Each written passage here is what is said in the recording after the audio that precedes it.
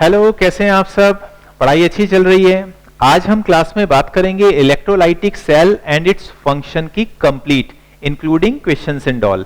सो myself doctor PK Singhal और आप मुझे देख रहे हैं हमारे YouTube channel chemistry Pandit Singhal sir पर। यहाँ पर इस स्लाइड पर हम लोग बात करेंगे सबसे पहले anode, cathode, cation, anion, reduction, oxidation and redox के बारे में। एक एक करके चीजों को डिटेल में ठीक ठीक से समझते जाएंगे। You just be with me, आपको बात ठीक से समझ में आएगी। ये एक छोटा सा डायग्राम बना है एक इलेक्ट्रोलाइटिक सेल के लिए, यहां से समझना काफी आसान हो जाएगा। देखिए, सपोज करते हैं कि हमारे पास NaCl है और वो अपनी एक मोल्टन स्टेट में है। मोल्टन स्टेट में होने की वजह से NaCl डिसोसिएट हो चुका है Na+Cl- में। तो किसी भी सॉल्ट के पॉजिटिव पार्ट को आप लोग बोलते हैं कैटायन और नेगेटिव पार्ट को बोला जाता है एनायन, राइट? कैटायन और एनायन। कैटायन का काम होता है, क्योंकि कैटायन एक इलेक्ट्रॉन डेफिशिएंट स्पीसीज होती है, इसको इलेक्ट्रॉन लेने से मतलब है, जबकि एनायन एक इलेक्ट्रॉन रिच स्पीसीज है, क्योंकि उसके पास माइनस चार्ज है, तो इसको इलेक्ट्रॉन देने का मतलब है। तो ये करेगा गेन ऑफ इलेक्ट्रॉन का काम, और एनायन को करना होगा लूज ऑफ इलेक्ट्रॉन के लिए, लूज ऑफ इलेक्ट्रॉन। बात समझ में आ गई? गेन ऑफ इलेक्ट्रॉन अपने आप में एक रिडक्शन का प्रोसेस है। Gain of electron is a process of reduction, lose of electron is a process of oxidation. एकदम सिंपल हो गया। अब चलो यहां पर हम लोग बात करते हैं। जैसे इस डायग्राम के अंदर सपोज करते हैं हमारे पास कैटायन भी है, हमारे पास एनायन भी है, हमारे पास प्लस और माइनस चार्ज वाले एनायंस ऑलरेडी अवेलेबल हैं। एक साइड में प्लस चार्ज है, ऑब्वियसली प्लस चार्ज का मतलब है यहां पर प्लस चार्ज अवेलेबल है because it is connected with the positive terminal of the battery. दूसरी साइड में नेगेटिव चार्ज है, it means it is connected with the negative terminal of the battery. बहुत सिंपल है ना? अब आपको मालूम ही यार, प्लस माइनस के पास जाता है, माइनस प्लस के पास जाता है। Opposite charges always attract to each other. तो भैया ये जो माइनस चार्ज वाला आयन है, ये प्लस के पास जाएगा। क्या करने के लिए जाएगा प्लस के पास? इलेक्ट्रॉन लूज करने के लिए जाएगा, इलेक्ट्रॉन देने जाएगा। और ये प्लस चार्ज वाला ये माइनस वाले के पास जाएगा। क्या करने? भैया इलेक्ट्रॉन मेरे को दे दो, बेचारा गरीब है ना? तो इलेक्ट्रॉन मांगने के लिए जाएगा। यहां पर हम कॉन्सेप्ट को देखते हैं कि जो ये माइनस वाला है यानी एनायन, तो ये जो प्लस वाले के पास जा रहा है, तो इसको हम लोग बोलते हैं एनोड। क्या बोलते हैं? एनोड। और ये प्लस वाला यानी कैटायन माइनस वाले के पास जा रहा है, तो इस माइनस वाले को हम क्या बोलते हैं? कैथोड। बात समझना बहुत आसान हो जाएगा। यानी हम ये बोलना चाह रहे हैं कि कैटायन कैथोड पर जाएगा। क्या करने जा रहा है? कैटायन जा रहा है कैथोड पर, कैटायन जा रहा है कैथोड पर भैया इलेक्ट्रॉन मांगने, यानी कैटायन कैथोड पर जाकर रिडक्शन करने जा रहा है। क्या करने जा रहा है? यहां से आपको ये सारे पॉइंट्स बहुत ज्यादा क्लियर होने वाले हैं। रिडक्शन करने जा रहा है, जबकि एनायन यानी माइनस वाला ये एनोड के पास जा रहा है। एनायन एनोड के पास जा रहा है, क्या करने जा रहा है? ऑक्सीडेशन करने के लिए जा रहा है, यानी इलेक्ट्रॉन को देने के लिए जा रहा है। और सिंपल हो गई। तो एनायन, एनोड मतलब क्या, कैथोड मतलब क्या, बात समझ में आ गई? Negative terminal of the battery से जो कनेक्टेड इलेक्ट्रोड होगा उसको आप कैथोड बोलेंगे, positive terminal of the battery से कनेक्टेड होगा उसको आप एनोड बोलेंगे। तो एनोड और कैथोड का मीनिंग क्लियर हो गया। कैटायन मतलब पॉजिटिवली चार्ज आयन, एनायन मतलब नेगेटिवली चार्ज आयन। रिडक्शन मतलब कैटायन कैथोड पर जाएगा रिडक्शन करने के लिए। रिडक्शन का क्या मतलब है? इलेक्ट्रॉन मांगने जा रहा है, गेन ऑफ इलेक्ट्रॉन करने के लिए। एनायन एनोड पर जा रहा है ऑक्सीडेशन करने के लिए। क्या करने के लिए जा रहा है? To lose of electron, electron देने के लिए जा रहा है। तो देने लेने से काम बनने वाला है, और इसी वजह से इस इलेक्ट्रोलाइटिक सॉल्यूशन में ये कौन है? ये है इलेक्ट्रोलाइटिक सॉल्यूशन। इलेक्ट्रोलाइटिक सॉल्यूशन है, यानी सपोज करते हैं फिलहाल के लिए हम मान ले रहे हैं कि यहां पर NaCl का एक मोल्टन सॉल्यूशन है। तो ये जो इलेक्ट्रोलाइटिक सॉल्यूशन के अंदर आयोनिक मोशन जो चल रहा है उसका रीजन, आई होप बात ठीक से समझ में आ गई। क्लियर हो गई बात? क्लियर हो गया। अब हम आगे चलते हैं। देखिए, selective discharge of ions. Selective discharge of ions का मतलब क्या होता है? देखिए, सबसे पहले इसको थोड़ा सा समझ लेते हैं। सपोज करते हैं बेटा मेरे पास NaCl है, लेकिन मैंने ना मोल्टन स्टेट में नहीं लिया, मैंने इसके अंदर वाटर मिला के इसको डिसॉल्व करा दिया। वाटर मिला के डिसॉल्व कराने का मतलब है कि NaCl भी डिसोसिएट हो गया Na+Cl- में, और वाटर आयोनाइज हो गया H plus and OH minus में। तो यहां पर कहानी कुछ ऐसे बनी कि Na प्लस भी अवेलेबल है, Cl माइनस भी अवेलेबल है, H प्लस भी अवेलेबल है एंड OH माइनस भी अवेलेबल है। तो ये केसेस काफी ज्यादा पॉपुलरली पूछे जाते हैं, जहां पर कैटायंस भी आप देख रहे हैं Na प्लस H प्लस, यानी more than one type of cations are available. Similarly Cl minus and OH minus, यानी more than one type of anions are available. जब एक से ज्यादा टाइप के कैटायन या एक से ज्यादा टाइप के एनायंस अवेलेबल हो जाएं आपके इलेक्ट्रोलाइट के सॉल्यूशन में, तो वहां पर हमें इस टर्म को यूज करना पड़ेगा। यानी कब यूज करना है, एकदम क्लियर हो गया।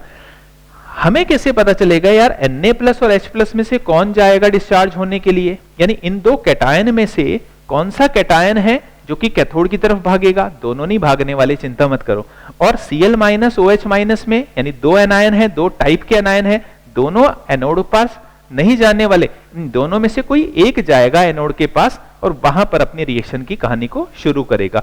इसके लिए जो सेलेक्टिव डिस्चार्ज की स्टोरी है वो ठीक से समझनी होगी। सेलेक्टिव डिस्चार्ज को हम प्रेफरेंशियल डिस्चार्ज भी बोलते हैं। तो हमारे पास लिस्टिंग में 3 ऐसे फैक्टर हैं जो इस बात का डिसीजन लेने में आपकी हेल्प करेंगे। हम लोग क्वेश्चंस भी करने वाले हैं, तो आप ठीक से बने रहिए और ठीक से समझते रहिए कि काम क्या करने वाले हैं। जितने भी कॉन्सेप्ट हम लोग समझेंगे उसी कॉन्सेप्ट के ऊपर इसको अप्लाई करके देखेंगे कि यार हमें ठीक से समझ में आया कि नहीं आया, राइट।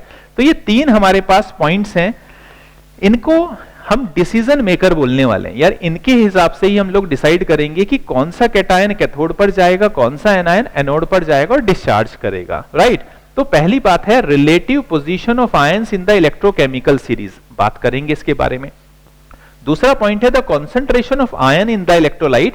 इलेक्ट्रोलाइट जो आपने तैयार किया है उसमें किस आयन का कॉन्सेंट्रेशन ज्यादा है, किस आयन का कॉन्सेंट्रेशन कम है, इसको डिसीजन लेने में हम यूज कर सकते हैं। और तीसरा है नेचर ऑफ इलेक्ट्रोड। जो आपने इलेक्ट्रोड देखे हैं ना अभी अभी, ये जो आपने देखे हैं ये इलेक्ट्रोड्स बोलते हैं, इनको हम क्या बोलते हैं? इलेक्ट्रोड्स। इलेक्ट्रोड किस चीज के बने हैं ये भी डिसीजन लेने में हमारी हेल्प करते हैं, ठीक है। तो सबसे पहले पॉइंट को एक्सप्लोर कर लेते हैं, relative position of ion in the electrochemical series. Electrochemical series में हुआ ये कि इलेक्ट्रोकेमिकल सीरीज साइंटिस्ट लोगों ने एक्सपेरिमेंट कर करके बनाई, ठीक है ना। उसमें सभी कैटायंस को एक लिस्ट में रखा, सभी एनायंस को एक लिस्ट में रखा और उनकी रिलेटिव पोजीशन डिसाइड की, यार कौन पहले जा रहा है कौन बाद में जा रहा है, टाइप से रिलेटिविटी उनकी डिसाइड की। ये लिस्ट है आपके सामने, देखिए ये एक लिस्ट बनाई, इलेक्ट्रोकेमिकल सीरीज इसको बोला गया। इस इलेक्ट्रोकेमिकल सीरीज में जितने भी मैक्सिमम, वैसे तो बहुत सारे कैटायंस हैं, सभी को लिस्ट में लिखना पॉसिबल नहीं है, लेकिन जो आपको काम के हैं वो सारे के सारे इसमें बता दिए गए हैं। काफी सारे कैटायंस और काफी सारे एनायंस जो आपके रिक्वायरमेंट के हैं वो यहां पर हम लोगों ने ले लिए। तो ये इसकी एक लिस्ट बना दी, जिस लिस्ट को हम इलेक्ट्रोकेमिकल सीरीज बोलते हैं। कुछ प्लस वालों की बना दी, मतलब कैटायंस की, कुछ एनायंस की बना दी। और यहां पर हमने लिखा है इंक्रीजिंग ईज ऑफ रिडक्शन, क्योंकि कैटायन को कैथोड पर जाकर रिडक्शन ही करना होता है, भैया इलेक्ट्रॉन दे दो, मांगने वाले लोग हैं, है ना। और एनायन यानी माइनस वाले, ये माइनस वालों के लिए भी इंक्रीजिंग ईज ऑफ ऑक्सीडेशन बनाया, इनका काम होता है। तो भैया रिच हैं लोग, तो इनका काम है इलेक्ट्रॉन देना और रिएक्शन को आगे बढ़ाना, ठीक है। तो जैसे यहां पर हम इसको थोड़ा सा समझ लेते हैं कि कैसे ये काम करेगा। सपोज करते हैं कि मेरे पास सोडियम भी है सॉल्यूशन के अंदर, और मेरे पास सपोज करते हैं मेरे पास से H+ भी है सॉल्यूशन में। तो मैं इस लिस्ट को देखकर बता पाऊंगा कि इन दोनों में से कौन जाएगा। तो मैं बोलूंगा भैया H+ जाएगा डिस्चार्ज होने के लिए, यानी H+ वो कैटायन होगा जो कैथोड पर जाकर रिडक्शन करेगा। सिमिलरली सपोज करते हैं मेरे पास कहीं Cl- भी है, मेरे पास वहां पर OH- भी है। मैं पूछूं भैया कौन डिस्चार्ज होने के लिए जाएगा अकॉर्डिंग टू इलेक्ट्रोकेमिकल सीरीज, तो मैं बोलूंगा OH- जाएगा, ये जाएगा इलेक्ट्रॉन देने के लिए। Cl- उधर ही बैठा रहेगा, वो हिलेगा नहीं। आई होप बात समझ में आ गई होगी। तो इस लिस्ट के अकॉर्डिंग हम लोग देखकर बता सकते हैं कि कौन जाएगा डिस्चार्ज होने के लिए, कौन नहीं जाएगा डिस्चार्ज होने के लिए। क्लियर हो गई। अब एक बात हम यहां पर और ठीक से समझते हैं। देखिए यहां पर हमने कहा कि ये क्या है, इलेक्ट्रोड्स हैं। अब इलेक्ट्रोड हम काफी अलग अलग मटेरियल के बना सकते हैं, जरूरी नहीं है इलेक्ट्रोड किसी एक ही पर्टिकुलर मटेरियल का बनाया जा सके। तो इलेक्ट्रोड के लिए, इलेक्ट्रोड को हम यहां पर थोड़ा सा इसको देख लेते हैं। जैसे सपोज करिए ये हमारे पास एक डायग्राम है, एक इलेक्ट्रोलाइटिक सेल, और मैंने ये इलेक्ट्रोड्स बनाए। इलेक्ट्रोड्स बनाए, ऐसे कनेक्शन वनेक्शन दिया और ये सॉल्यूशन का लिए हमने एक इलेक्ट्रोलाइटिक सेल का कंस्ट्रक्शन किया। ये जो इलेक्ट्रोड्स हैं, इलेक्ट्रोड्स नेचर के अकॉर्डिंग टू नेचर, ये इलेक्ट्रोड्स दो तरीके के हो सकते हैं। एक को आप कहेंगे एक्टिव इलेक्ट्रोड और एक को कहेंगे इनर्ट। ये जो एक्टिव इलेक्ट्रोड्स होते हैं ये रिएक्शन में, आपकी इलेक्ट्रोकेमिकल रिएक्शन में, आपकी इलेक्ट्रोलाइसिस रिएक्शन में पार्टिसिपेट कर लिया करते हैं, जबकि जो इनर्ट कैटेगरी वाले हैं ये आपकी इलेक्ट्रोलाइसिस रिएक्शन में पार्टिसिपेट नहीं करते हैं। तो मेजरली जो प्लेटिनम है और ग्रेफाइट है, याद रखना है बेटा, प्लेटिनम और ग्रेफाइट ये उस कैटेगरी के इलेक्ट्रोड्स माने जाते हैं। अगर मैंने इसको इलेक्ट्रोड को बनाया ग्रेफाइट का या प्लेटिनम का, इसका मतलब मैं श्योर हो जाऊंगा कि यार इन लोगों ने तो रिएक्शन में पार्टिसिपेट करना नहीं है, ठीक है ना। अब अगर एक्टिव की बात करूं, नॉर्मली ये मेटालिक होंगे, मेटालिक इलेक्ट्रोड्स होंगे। प्लेटिनम भी वैसे मेटल है लेकिन वो एक इनर्ट कैटेगरी में रखा हुआ है, मेटालिक। जैसे कॉपर आपने यूज कर लिया, जैसे आयरन आपने यूज कर लिया, जैसे एल्यूमिनियम आपने यूज कर लिया, जैसे निकेल आपने यूज कर लिया, जैसे सिल्वर आपने यूज किया, यानी किसी ना किसी एक पर्टिकुलर मेटल के बने हुए अगर इलेक्ट्रोड हैं तो बहुत ज्यादा चांसेस हो जाएंगे कि वो खुद से पार्टिसिपेट करना शुरू कर दें, रिएक्शन में कूदकर खुद से आ जाएं, भैया मैं पार्टिसिपेट करूंगा रिएक्शन में, इलेक्ट्रॉन लेने का काम भी मैं करूंगा, देने का काम भी मैं करूंगा। तो इलेक्ट्रोड दो कैटेगरी के हो गए, एक एक्टिव और एक इनर्ट। तो जैसे ही आप प्लेटिनम या ग्रेफाइट देखें तो आप शांत हो जाइए, आपको कोई कंफ्यूजन नहीं है कि भैया ये लोग तो पार्टिसिपेट करने वाले नहीं है, मुझे सिर्फ क्या देखनी है, इलेक्ट्रोकेमिकल सीरीज में पोजीशन को देखना है और मेरा काम चल जाएगा, मेरा काम बन जाएगा। ठीक हो गई बात। तो ये कॉन्सेप्ट आपको समझ में आ ही चुका है और ये बात हमें क्लियर हो गई। अब चलते हैं आगे, ठीक है। अब यहां पर ये कुछ क्वेश्चंस हैं, इसका डिसीजन लेना मैं आपको सिखाता हूं। इन क्वेश्चंस की हेल्प से जो अभी अभी हमने सीखा है वो आपको बहुत ही अच्छे से समझ में आना शुरू हो जाएगा। देखिए, with the help of the given condition identify which cation and which anion will discharge on the respective electrode. वो तो रिस्पेक्टिव क्यों बोल दिया, वो इसलिए क्योंकि मुझे पता ही है भैया प्लस वाले यानी कैटायन कैथोड पर जाएंगे, एनायन एनोड पर जाएंगे। तो फिलहाल हम यही सीख रहे हैं कि हमें ठीक से डिसीजन लेना आ जाए कि कौन कहां जाने वाला है एग्जैक्टली। तो पहला क्वेश्चन बना एक्वस सॉल्यूशन यानी पानी के साथ एक्वस सॉल्यूशन ऑफ NaCl। तो सबसे पहले और प्लेटिनम इलेक्ट्रोड मैंने लिख दिया। अगर इलेक्ट्रोड प्लेटिनम हो गया तो ये तो क्लियर हो गया भैया इसको तो पार्टिसिपेट अब करना नहीं है। अब खाली बचे ions. Ions aqueous solution of NaCl में अभी अभी हमने देखा था कि Na+ होगा, Cl- होगा, H+ होगा और OH- होगा। अब हम लोग सेलेक्टिव डिस्चार्ज का लॉजिक लगाएंगे, सेलेक्टिव डिस्चार्ज का लॉजिक लगाएंगे और इलेक्ट्रोकेमिकल सीरीज का थोड़ा सा दिमाग में रिवीजन देखेंगे। मैं Na+ और H+ में से तुरंत ही समझ जाऊंगा कि भैया ये जाएगा कैटायन कैथोड पर और Cl- एंड OH- में, क्योंकि ये सबसे नीचे था, इसका मतलब मेरा आंसर हो जाएगा H+ एंड OH- जाएंगे और डिस्चार्ज पर पार्टिसिपेट करेंगे, यानी H+ जाएगा कैथोड पर रिडक्शन करेगा, OH- जाएगा एनोड पर ऑक्सीडेशन करेगा। क्लियर होगी कहानी। मोल्टन लेड ब्रोमाइड, चलो ठीक है, लेड ब्रोमाइड। प्लेटिनम आ चुका है, प्लेटिनम मतलब इनर्ट इलेक्ट्रोड, इनर्ट हो भैया तो तुम चुप बैठो। अब लेड ब्रोमाइड मोल्टन है, पानी तो मिलाया नहीं, इसका मतलब एक तो लेड के आयंस होंगे और साथ में ब्रोमाइड के आयंस होंगे।